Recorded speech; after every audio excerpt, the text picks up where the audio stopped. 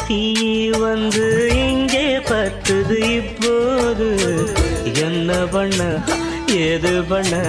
தண்ணி ஊத்து தப்பேது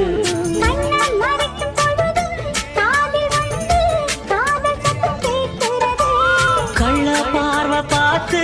கதைய ரசிக்க கண்ணு ரெண்டும் துடிக்கிறது மனச கொஞ்சம் மட்டுப்படுத்து என்னையும் கொஞ்சம் கட்டுப்படுத்து ஐயோ மனச கொஞ்சம் மட்டுப்படுத்து